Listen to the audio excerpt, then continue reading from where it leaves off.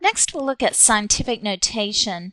Scientific notation is a way to write very large numbers or very tiny numbers without all the zeros. So you will have a number part times 10 to a power. This takes care of those zeros or other digits. Right. There are restrictions on the number part. It is going to be between 1 and 10. It can be equal to 1, but it has to be less than 10. So it's going to have one non-zero digit on the left of the decimal. Also, this is a place where you will see them use the plain old X again for times. This notation is written on one line, so if you get a negative exponent, you're going to leave it in that form. Right, these first two examples are in scientific notation already. 486. So if we wanted to put it in scientific notation, you choose where the decimal will go. It has to have one non-zero digit on the left of the decimal, so 4.86. That meets the criteria. It is times 10 to a power. Your power is the number of places you would move from your new decimal back to the original. The original was at the end. So you would have to move 2 places to the right to get back there. So it's a positive 2. On the second example, right, we first place our decimal, and it's going to go between the 9 and the 7. 9.7. Yes, that fits our criteria for the number. Right, and it will be times 10 to a power. You go from your new decimal back to your original. Our original was at the front, so we're going to have to go to the left. 1, 2, 3. If you go to the left, it's a negative exponent. If you get stuck and you forget, is it a positive exponent or a negative exponent? Another way to remember it is if you have a large number, it's a positive exponent. If you have a small number, it's a negative exponent. We'll look at a few examples and put them into scientific notation. So our first job here is to decide where the decimal will go. It will have to go between the 4 and the 5. So it will give us 4.569 times 10 to a power. To get from the new decimal back to the original, which was at the end, we will multiply by a positive exponent, 1, 2, 3, because we would have to move to the right.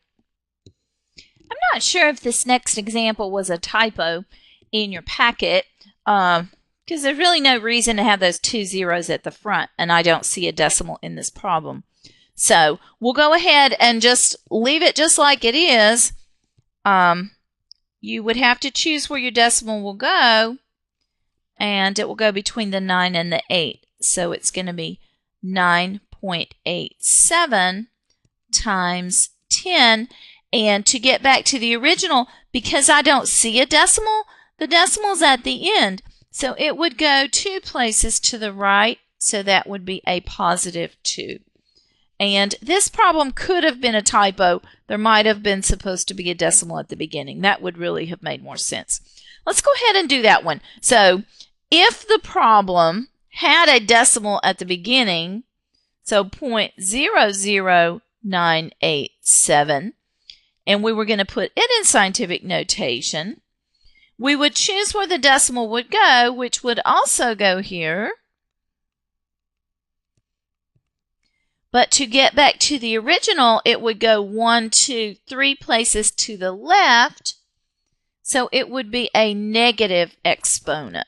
So I'm not sure what problem was really there if there was a typo, but you can see how to do both. We have a couple more examples that we'll do. So 45,000, we do have to choose where the decimal will go. It will go between the 4 and the 5. That will give you one non-zero digit on the left of the decimal. So 4.5 times 10 to a power. And you will go from your new decimal back to the original, which would have been at the end. So 1, 2, 3, 4, and positive because you would have to go to the right. We We have one more problem to change to scientific notation. This one is a very tiny number. So we will first choose where the decimal will go. It's going to go between the 7 and the 6. So we'll have 7.65 times 10 to a power. You're going to have to count back to the left to get back to that original. So 1, 2, 3, 4, 5, 6 places to the left.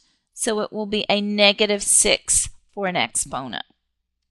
Our next couple of problems have us go the other way. They ask us to write in standard notation or decimal notation. This means take it out of scientific notation. To do that, you just apply the multiplication. If you multiply by a power of 10 with a positive exponent, it will move your decimal to the right.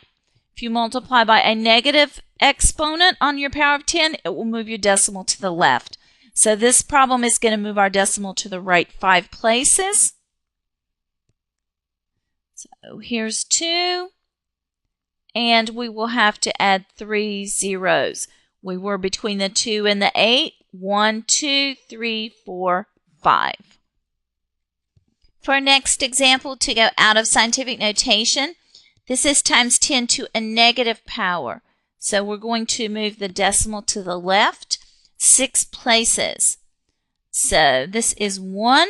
That means we're going to need 5 zeros. 1, 2, 3, 4, 5, 3, 9, 8. We were here. 1, 2, 3, 4, 5, 6.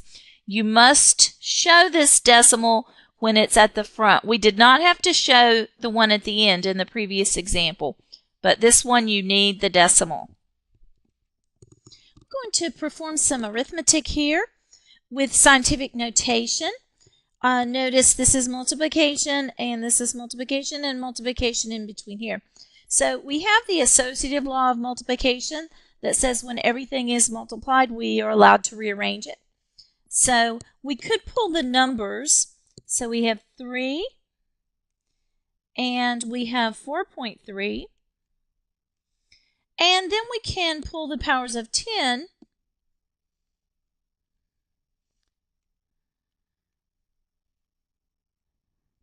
And put those together, and we can use exponent rules on those. So for my numbers, I would just do regular multiplication there. 3 times 4.3 gives us 12.9. Use your exponent rules. You have like bases. Keep the base and add. They're different signs, so you actually have to subtract sign of the larger. So it will be 10 to the positive 6. Now, the trouble here is this answer is no longer in scientific notation. The decimal is in the wrong place. So we need the decimal to be between the 1 and the 2. If we move 1 space to the left in the number, then we're going to have to move the exponent in the opposite direction to compensate for that movement. So this one went to the left. This exponent needs to go to the right. So we have 1.29 times 10, and to the right would be positive 7. We have one more problem. This one is in a division form. And it is a product on the numerator and a product on the denominator. So we're allowed to divide out. So I'm going to first work with my numbers. My 8.1 divided by 9. You can punch it in your calculator or you can do it by hand. But you are going to get 0.9. And then for your 10 to a power, you're going to need to go top to bottom here because remember with scientific notation you want it on one line. So we're going to need to do -7 minus 5, which will give us 10 to the -12. Now, we are no longer in a scientific notation. Our decimal's in the wrong place. We have 0.9. That's too small. So we need the decimal to be over here. So one place to the right. So the other exponent will have to go to the left to compensate for that move. right? If I'm at negative 12 and I go one more space to the left, I'm going to be at negative 13.